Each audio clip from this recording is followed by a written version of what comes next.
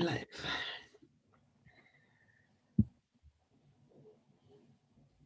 We're on. We're on.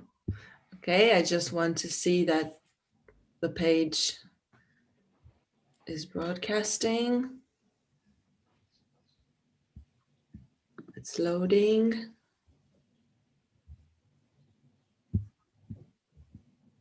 Good. So, welcome to us. Welcome to you all.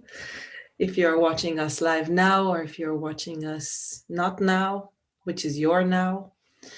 And we are with what really is, which is, I always give a little introduction for people who don't know us. And when I say what really is, it's a name we gave to something we do. It started as a book that we wrote, Ruti wrote, finally, after years of exploring and learning and teaching and coaching. And then came the time to write a book. And then we had to name the book. So we called it What Really Is. But what really is not a name and it's not a thing. It is what really is. The word is, I think, is the main thing. And this is what we explore. This is what we wish for, is to acknowledge and get more and more, it's tricky to say in touch, because this is what we are. We can't get in touch with this. This is what we are.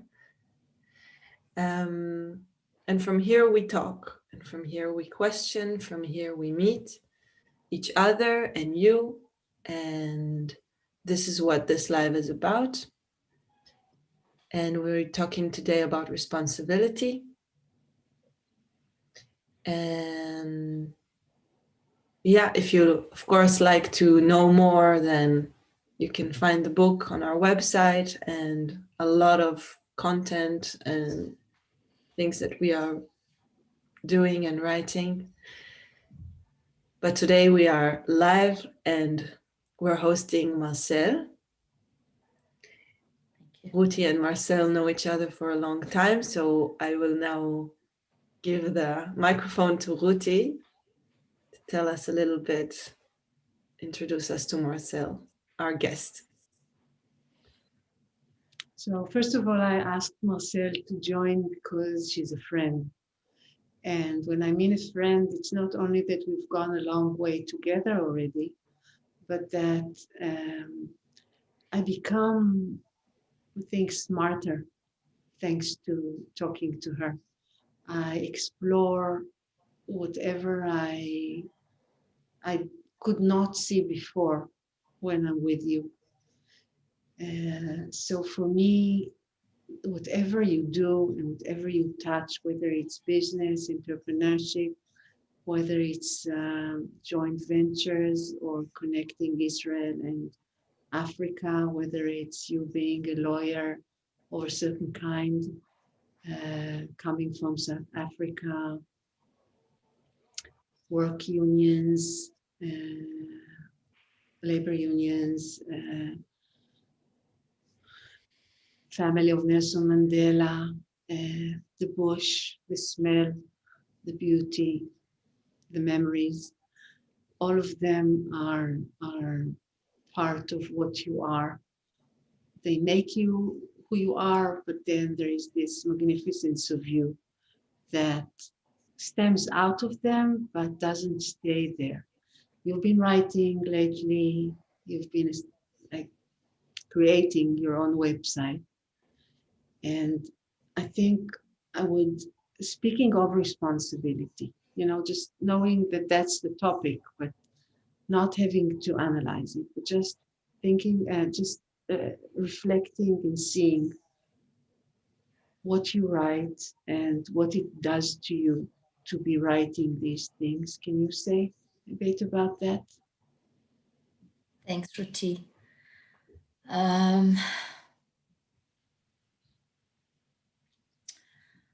think the writing for me, certainly in this period, is, interestingly enough, some way to even go fundamentally. It's difficult to say how do you dissolve in yourself. I think we've spoken about this, but I think that there's somehow something in terms of what I'm doing today, and you would think it's contrary to what is happening, where you probably want to interface more, but what's happening is there is somehow this feeling of wanting to dissolve myself in myself until really there's nothing there. But part of it is really an understanding. It's not an understanding, I know, that is of ahead. It is definitely touching places that I've never touched before, and that's what the story, or what my website. The website started as, it didn't even have a purpose. It started out of the fact of wanting to really get in touch with myself even more. And every time I come to the story and to the pages, it does something to me. And I think that the topic, the subject, responsibility, touches quite profoundly on a number of things that are coming out of this story. Yeah. Can you give an example, or choose something that is like you're revisiting those places in you, being who you are today, right? So it's like, but you don't try to bring yourself to something or make yourself something, but you really go back to it as it is, and then from there something happens. Can you say more about that? I think there were three things that I touched on, even when I was sitting down today and writing. One really related to the aspect of, I don't know if the saying or the quotation has been attributed to both Eleanor Roosevelt and to Nelson Mandela, but essentially, and it's something that is profound in terms of, with freedom comes responsibility. And when you mentioned this, the topic of responsibility to me, I was wondering, okay, so what teaches us responsibility? Where does responsibility come from? Is it the fact that we have the freedom that gives us that responsibility? Responsibility to whom? Also from the point of view of, if I'm not free, or if others are not free, then I'm not free. In what context is the relationship between myself and what we term in terms of the outside?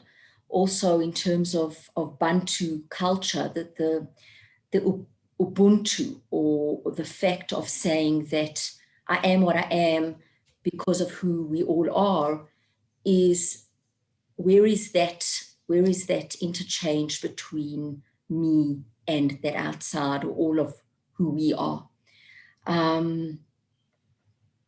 So Marcelle, if you go back for a moment let's go back to South Africa and your childhood. Can we do that? Sure. So if you go there, I remember that you went back to South Africa after a long time. You haven't visited, and you came back and you were talking about the smell of the bush. And as now, it's just, it was so beautiful. I could be in Africa with you when you were saying that. It's like you really came home.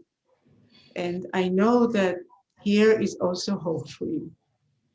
But if you go back to your childhood, and from there you look at what it is that you get, you know, it's the origin, but it's also the, it's like a conviction to something.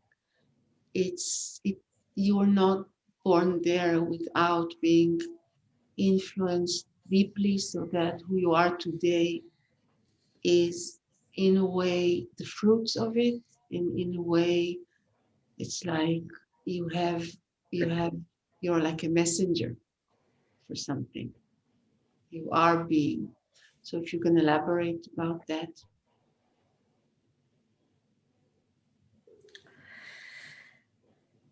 A part of my story, in many senses, it's interesting because through writing, I see how much the theme comes up and up. It's revisited all the time in terms of a tree. And I loved the Hebrew word. There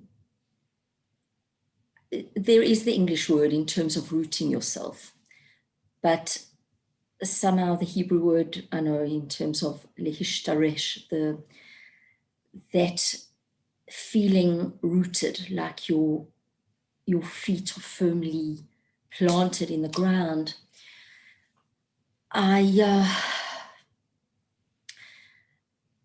In many senses, I guess I didn't realize even coming to Israel, and I always say coming to Israel because I wanted to come to Israel, but I didn't want to leave, and there's no feeling of having left South Africa. But that tree that came to Israel, somehow it's like when you lose a limb and they talk about the phantom pains. So similarly, it's like that uprooted tree, and it's as if there's that place where the roots are no longer in that place, but you're uprooted, and those roots are connected to you, and somehow you're a tree with those roots. In many senses, there's also the fact that you're a tree outside of the forest. So feeling the fact that you're not really part of something. There's a certain, I don't know if it's an alienation, but there's certainly a fact that you're not part of the forest. And in many ways, that lends itself to an amazing thing, because you do have eyes, or you do have experiences that are different from those that are within the forest. Mm-hmm. So if you go back to South Africa, it's so beautifully said. So if you go back to South Africa, you've been, on the one hand, you were brought up feeling so loved and secured, right? It was like there were the people who took care of you. There are your parents. There was something very whole and full, feeling very, very in your, in your rhythm, and on the other hand, there was apartheid then. Yeah. And you were going through the realization of it being an apartheid in your life. You were growing up, and then you saw this, and then after that, long after that, you came to Israel, and before you started representing labor unions and others, realizing the impact of the apartheid on every aspect of being a human being. So if you look at that and you share with us a bit what this realization, this waking up to that, without losing the beauty and without missing the smells and the feeling of being secure, how is that living in you today? And how is that trip, and present in your lives in different phases?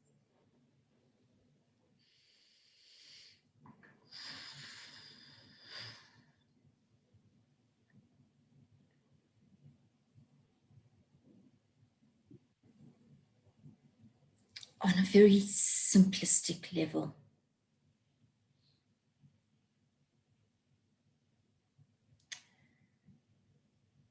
I can only say that what's still simplistically, but so fundamentally, the things that remain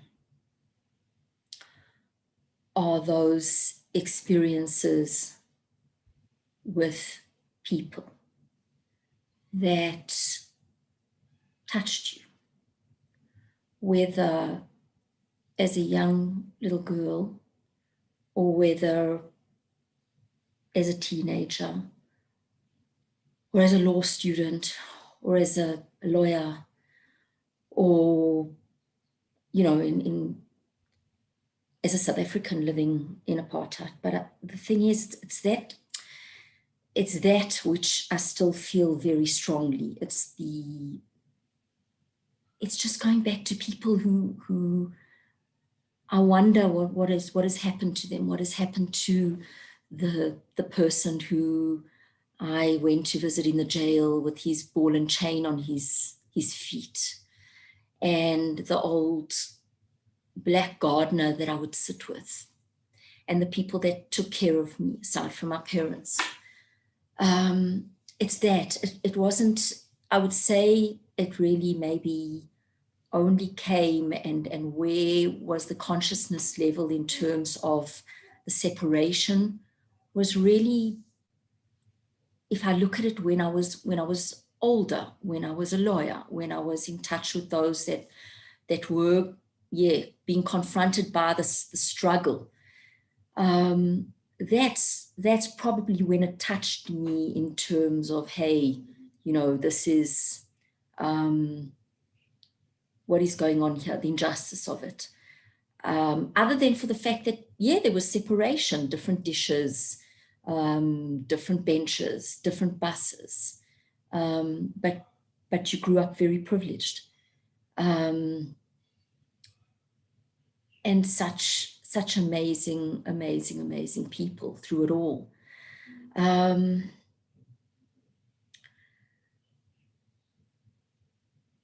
I always talk to you about that, and it strikes me because I guess that it's the movies or it's the documentaries or those kind of things where I go back and they either remind me, because I've really got to, that's the whole part of trying to dig deeper, trying to go down deeper. But it is really in terms of where's that responsibility. I remind us all of that Kevin Carter moment as we spoke about, where the photojournalist took the picture of the little girl, or the little boy, it turns out, who was being watched from 100 meters by a vulture and was crawling to the UN station and was dying. And he took the picture because photojournalists didn't get involved really in terms of doing something. I'm struck with those Kevin Carter moments. I would think that the biggest thing that comes to mind, and eventually he committed suicide, but I'm struck by those Kevin Carter moments because I think what lends itself in just a feeling that comes from that responsibility is remorse. Remorse, not in the sense of guilt. It's not a guilt thing, but in the sense of how close do I feel to being sorry about the fact that somebody else is hurting.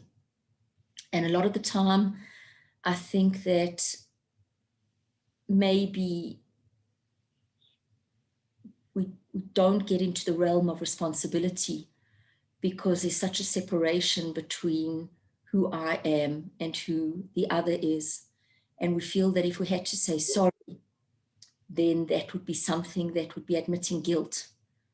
Instead of looking at the fact of how much that saying sorry is really a responsibility towards oneself, and what comes out of that. Those are really the themes, I think, that come before. You're saying that he committed suicide? Yeah. Can you connect this to what you said before? Can you say something about that from your understanding? Not. I think that the lens is one thing in terms of being in touch with a situation, and how that lens, or how that moment that we capture via lens, allows us to experience something and go through something. But the fact of, and that's the thing, how much do we get involved? Is it enough that we see the whatever horrors, or we see tragedies, or we see difficult things happening around us?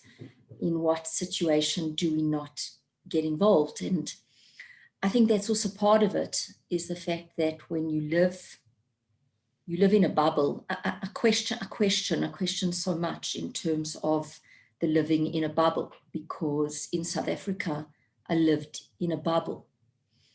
And, like a fly, you just swat it away and say, you swat it away. So that living in a bubble is, how much are you apart, essentially apartheid? How much are you separated? And how much do you really get involved? And how much am I, because of who you are? And those are fundamental questions, because again, I've been stuck in modes where I try to justify, I try to explain, I try to compare, I try to distinguish, but realizing that,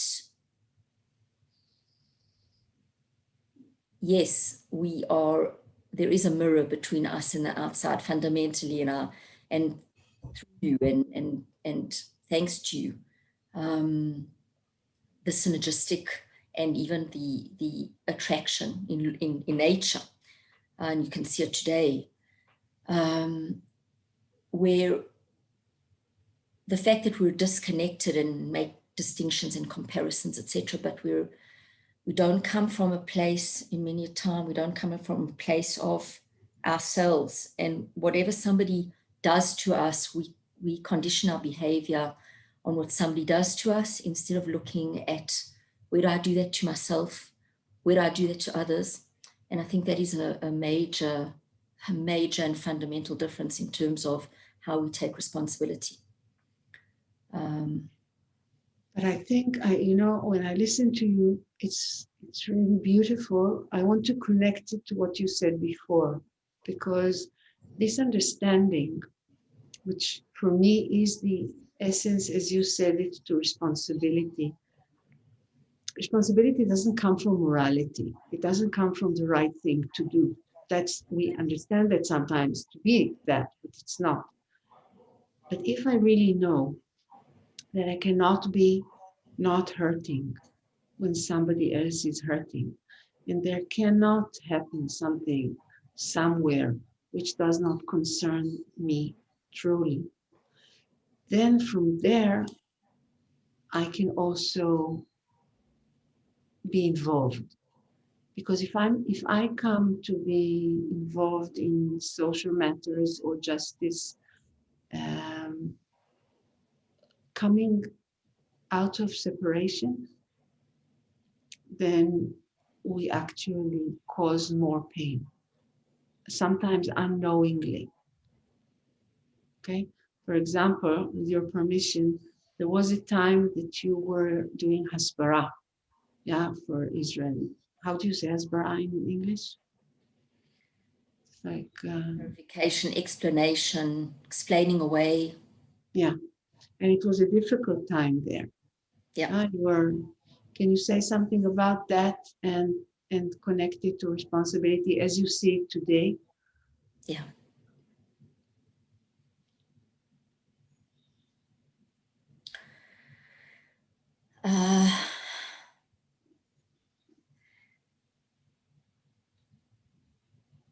You know, we spoke about the word epiphany, and probably that's opportune in terms of a new year, but essentially we go through many experiences in our lives, and one wonders what is that actual moment that manifests itself to allow you to do that kind of, your mind twists as something that is not, it's just not the way that you see things. It's not the way you were brought up. It's not the way in terms of your convictions, your logic, how your mind works. The hasbara, or the explaining away, and I guess what I was doing at that time in terms of trying to do comparisons and distinctions in terms of ideology, was at a time when there were a load of, bus bombings, terror attacks, suicide bombings. And I can just recall at that time, which, moments, I remember taking my little, she was at that time, I think 3 or 4 years old. It was June the 2nd, I believe, because it was my birthday. And I was walking with my little girl in Tel Aviv, and it was the day, Saturday, after the Friday night at the Dolphinarium suicide bombing attack. And there was a woman who was a Russian immigrant who just lost her 2 children in the discotheque bombing. Across the road, there was the Hassan Bek mosque. There were, of course, a little bit of upset and commotion in terms of what was going on. And in the spirit of all of this, I was explaining away on campus to students, to people in terms of what was going on, and actually, interestingly enough, leveraging, and I'll use that word on purpose, leveraging Nelson Mandela's quotations in terms of things like criminals masquerading as freedom fighters have no place in the struggle. Like with freedom comes responsibility. But I could only relate to a side, our side, okay, a comparison between maybe what the African and the Jew. I think it took the synergy, or the fact that we started to meet with our fears, or meet, if I can call it, even with Palestinian women.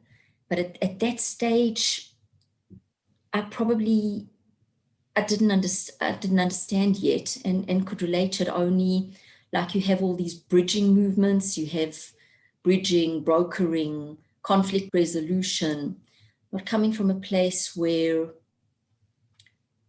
you actually see the other as a mirror of yourself.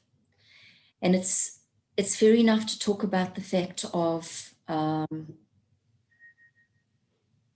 being able to, if somebody else hurts, how am I able to actually not hurt if I see somebody else hurt?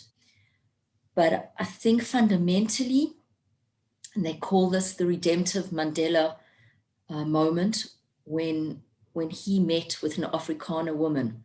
I think it was the woman who was going to take over as his secretary. And she thought, what is this man going to do? I mean, he has been in jail for 27 years at the instance of a regime that I supported. And he recognized that essentially she was coming from a place of fear. And the black man was also coming from a place of fear. And unless we could see the fear of the other, or we could tap into that fear in ourselves, I don't think there'd be a way to be able to, it's not about bridging, but tap into that place where you can really relate. You can really relate. So in a way, you're saying that there is no such thing as bridging. You find it within yourself, and that's the bridge. There's not something external that can happen. You can only find the other, or what you call the other, within you, and that's it. The bridge is done by doing that, or what we call a bridge. Did I understand you right? That's so, but sometimes I want to take my head and try and understand, how can it be that I live in a world of relationships? So what does that relationship mean for me? And this work that I'm doing just with myself, and where I just want to be with myself and go into myself, where does it lead me in terms of the other or the outside? Is there? What is that mirror? Because at the end of the day, I can do my work, which fundamentally I shouldn't be concerned about what's happening on the outside. And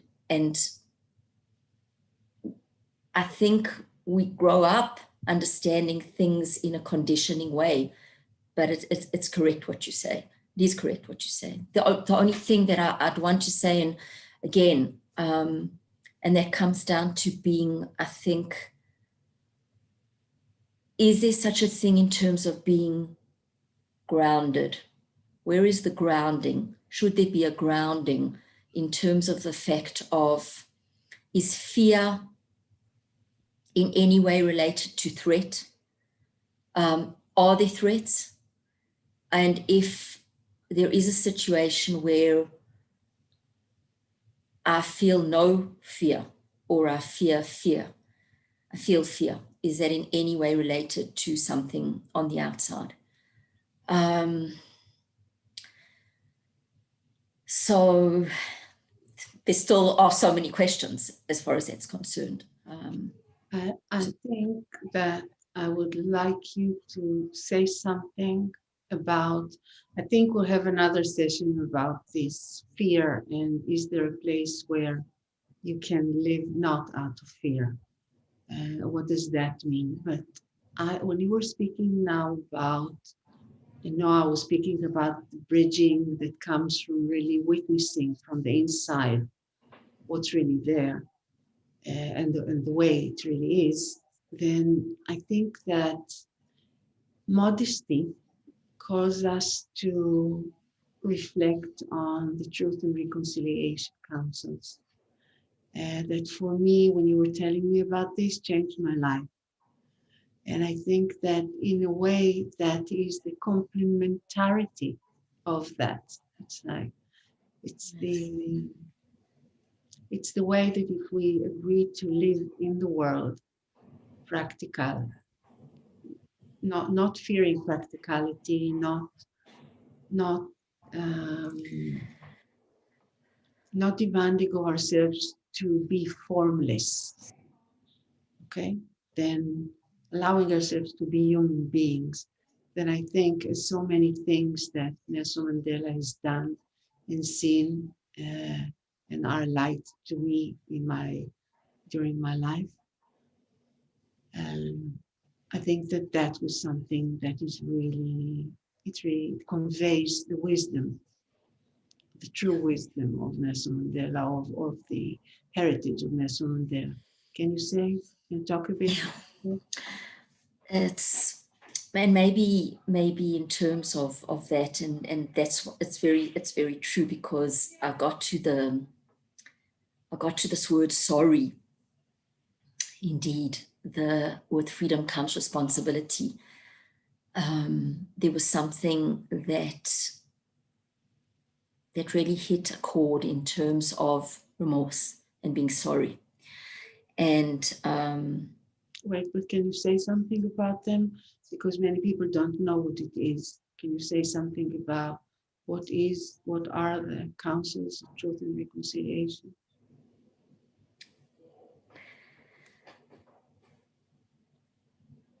in the Western mode of thinking, if I can say that in a humble fashion, I hope, we are used to the notion of the Nuremberg trials. We're used to you do wrong, you're punished. And I think in not only the Truth and Reconciliation Commission, but you find that also in terms of what happened in Rwanda and the genocide there in 1994. You would have a situation whereby under these trees would sit the elders, and those who had killed the families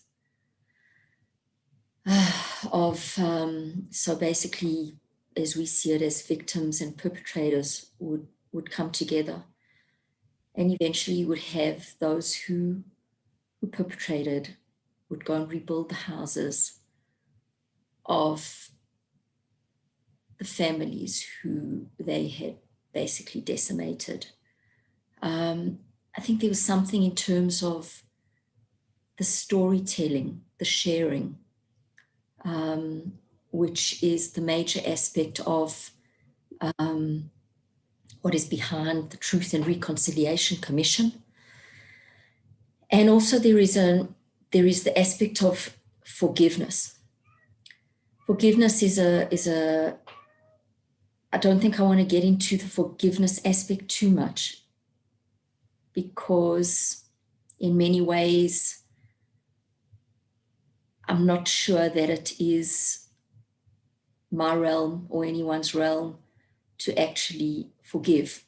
I think part of it is the fact of not forgetting. I think that's a major thing there. So I'm quite in line with the notion that only the heavens can forgive, if there is forgiveness to be made. But it does take me, in light of what we spoke about with the Truth and Reconciliation Commission, to that documentary that I've shared with you in terms of One Day After Peace. And probably it rounds it in some way off, because in that situation there was a South African woman whose son was killed as an Israeli soldier. He was killed by a Palestinian sniper. And she went back to South Africa, and there was a documentary made in terms of this Truth and Reconciliation Commission and whether it could be duplicated in the Middle East in our context. And you see it starting off with incredible. You start off with one Afrikaans gentleman who was responsible with loading a vehicle full of black people and setting it alight, and it plunges down a ravine. And I had no choice. There was a no choice that came from that. So you can see, in my eyes, a lack of remorse. Then you have the Minister of Defense who comes, and in Christian right, he comes to an elderly black woman whose son, he was instrumental in the death of the son. And you see him washing the feet of the woman and them both coming together. And this continues, and you see what was at that particular time the African Nationalist Congress responsible for planting a bomb in a bar, which also killed a white woman's child. And all of this in terms of truth, reconciliation. In some places, you can see a reconciliation. And in terms of the Truth and Reconciliation Commission, there had to be, in order to give amnesty, because that was part of it, give amnesty, you had to come, you had to relate your story, and you had to be truly sorry that you had done something like this.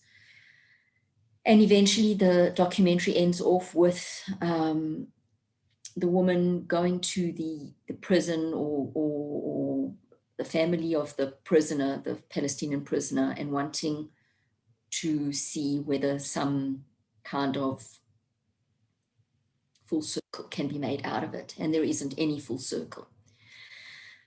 And that's probably the thing, whether a full circle comes out of it or not, because today you have recriminations as far as the Truth and Reconciliation Commission is concerned, people that felt there should have been more justice, as we understand justice to be, punishment meted out, which wasn't the case. But so much in terms of the memorializing of those experiences and storytelling and sharing what happened.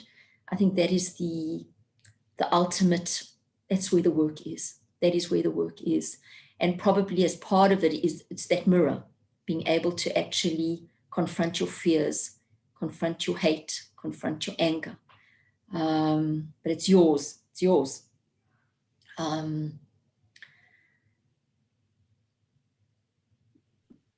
That's just a little bit what I can say, I guess.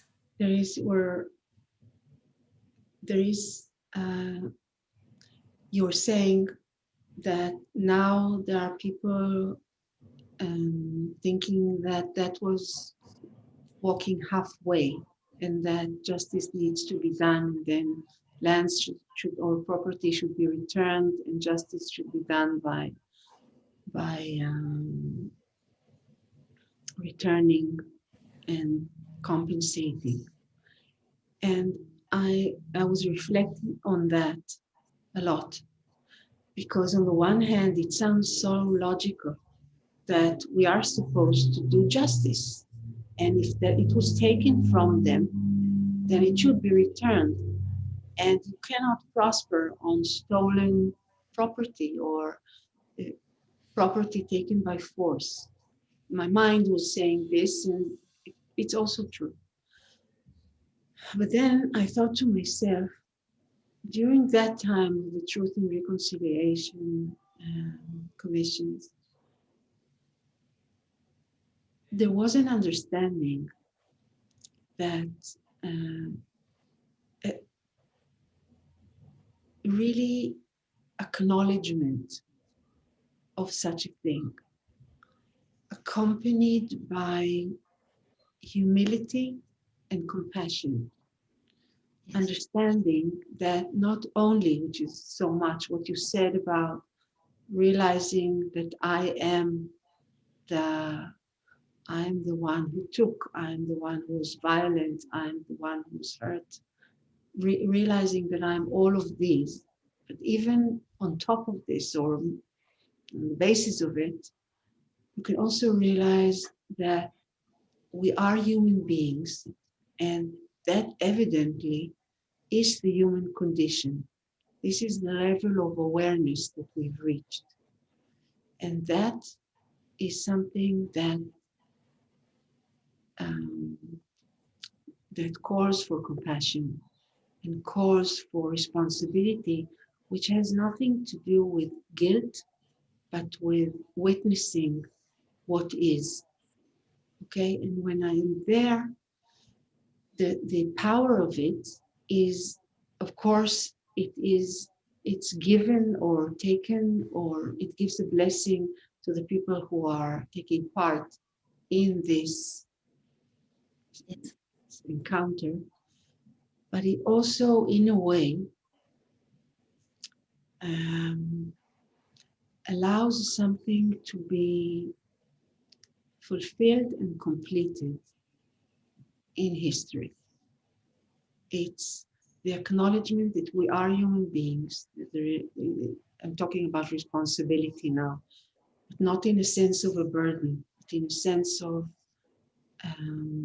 the movement, the motion that comes out of realizing that we are human beings. And by saying that, we're actually saying two things.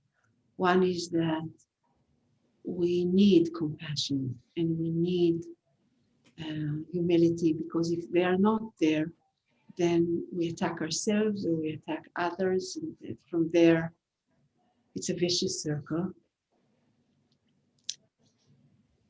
But on the other hand, or complementary to that, is the understanding that at a certain moment in history, or we might say at a certain moment in eternity, there was this.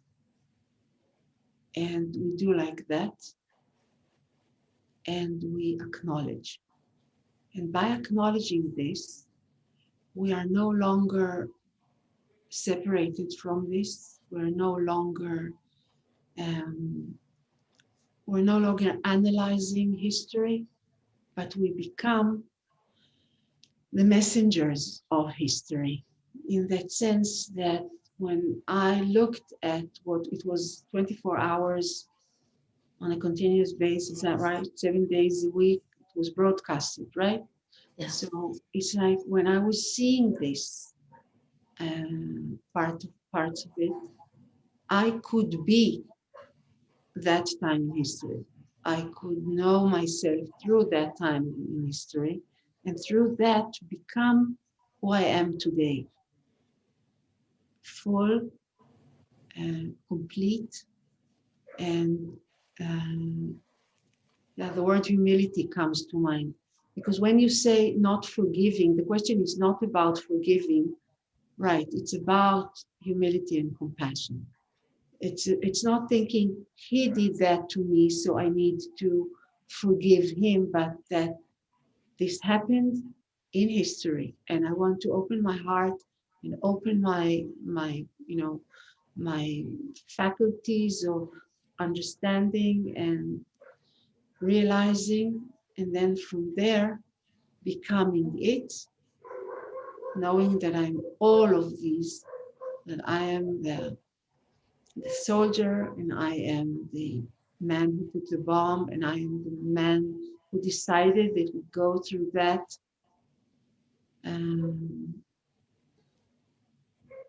way, and from that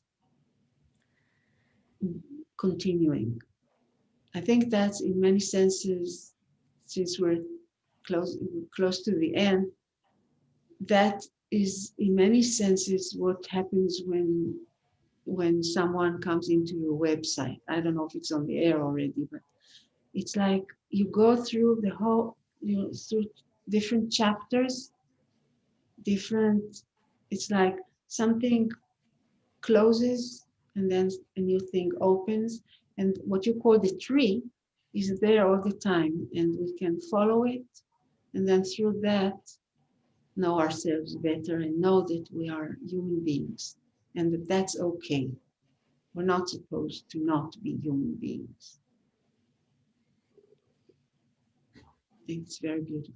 Yeah. Thank you, Rati. Thank you. Mm-hmm.